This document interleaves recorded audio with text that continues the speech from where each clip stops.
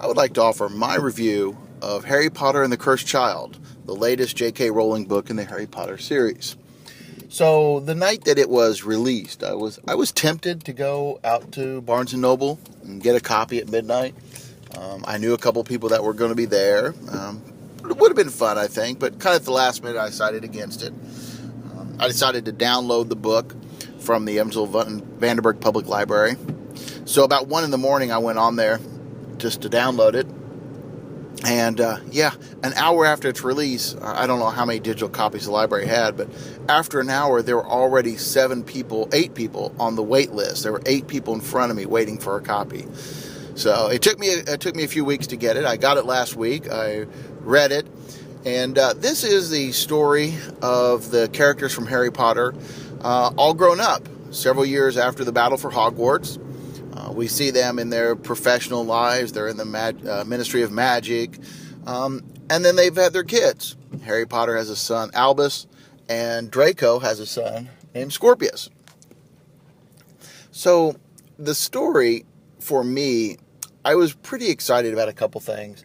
Obviously, the fact that it was another Harry Potter, and that was very exciting to me. I was glad to see, kind of revive some things a little bit. Glad to see some things come back. It's always good when you have that relationship with a book or a storyline or something, and you get to see it come back again. So that was good. I was excited when I was reading it. There were these moments when I was literally surprised. The plot took a little bit of a turn here, or something unexpected happened there, and I really liked that, because I think one of my fears was that this was going to be a rehash of another Harry Potter story. Yes, there were some very similar plot structures. There were some similar little things like that. But when I saw that, there was like these new things, I was like, there was some time put into this, a little bit of craft put into this. So that was good. And two, I really think that in the development of the characters, I really appreciated the relationship between Harry and his son Albus. It's difficult. It's not a good relationship. I think that calling it dysfunctional would not be out of the question. And this internal father-son conflict really drives the plot. But the relationship, as it is shown in the story, wasn't created just to drive the plot. I really felt that it was an accurate depiction of Harry. Harry is such a complicated character. He's got so many, issues and problems and internal conflicts, things that are thrust upon him. He's a damaged soul in some respects.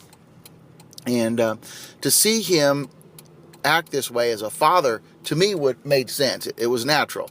Of course, he would act like that. With characteristics like this, and the personality and the emotional turmoil that you have, it would make sense that you would act like this as a father. So to see that carry over made sense. It made this plot device, or this relationship between him and his son, make sense. So I really appreciated that. I thought that was a good touch. Looking at the story, though, there were a couple drawbacks for me. There were a few things that just didn't work. First off, the fact that it was a screenplay. It was the script for the stage version. The stage version apparently did come first. This is kind of the offshoot of that. It does take a different set of skills to read a screenplay or a script, a play, than it does a novel. I didn't really have a problem with that. That wasn't an issue for me. I think everybody should do that more often, because I think it does develop you as a reader. But as a script, all you get are the dialogue and stage notes. And those stage descriptions are rather thin. And now, I'd like to see the stage version of this. If they could pull off the things that they describe in the notes, that'd be awesome. Having like the Dementors coming out from the audience, and mist coming up, and it's hard to see the stage, and some of those things I think would be really cool. And how they're going to pull off the whole time travel thing, I think is going to be a challenge for them stage-wise. But I think that as a script only, it lacked a lot of the depth of storytelling that were in the original stories. with the original stories, there was so, the detail was really rich, and you got to see a lot of the backstory, and the characters develop, and the storylines play along, and how do people act and interact and react. It was, without that kind of depth, without that kind of richness, fullness, I felt the story lacked a little bit. Something else that bothered me, there were only 3 new characters in this story. We get to see Albus and Scorpius, and one other new character, Delphi. And they are central to the story. They are central. They are key to what happens. But everybody else was the same. It's all the old characters. In fact, actually, I felt it sometimes they were, J.K. and her co-authors were going out of their way to have these cameo appearances. Like, we see Severus Snape, who died in the Battle of Hogwarts. At one point, we see Moaning Myrtle and Cedric Diggory play these key moments. And these cameos are important, and we get to see these people again. And I don't know, I felt like it's kind of like the I Love the 90s tour for me, where these old 90s hip-hop artists get together, they come out and they do their, 2, 3, 4 songs that they were known for 20 years ago, shilling for a few extra bucks, but they're not offering anything new. They're just rehashing the good old days, like Al Bundy does. In here, without any new characters, no new locations, nothing new like that. It kind of felt like, that we were, JK maybe just have been relying on the past too much. Here's a set of things that worked before. Let's just reuse them, a little tweak here, there, and bam, new book. Now, I know that the expectations on her must have been difficult.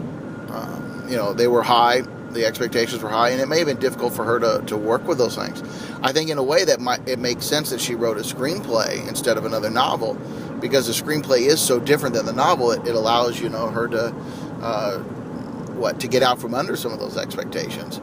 But to have those same characters just repeated, to me, just didn't do a whole lot. I just felt like there wasn't a whole lot of effort necessarily put into it. I'm glad I read the book. It was good. It was enjoyable. It was fun. Like I said, there were some moments where I'm like, I did not see that coming. And now I can have those discussions with my Potterhead friends that I've been holding off for some time now. But in the end, I was underwhelmed by the book. I was underwhelmed. I'm glad I read it. It was enjoyable and it was fun, but it's really nothing that, that was worth racing out to get in the middle of the night. I wouldn't recommend necessarily to read it or to buy it. Read it, yes. Buy it, probably not. Download it. It's a good book. It keeps you culturally aware. But in the end, I don't think it really moved the needle for me. I'm putting it on my 3rd bookshelf.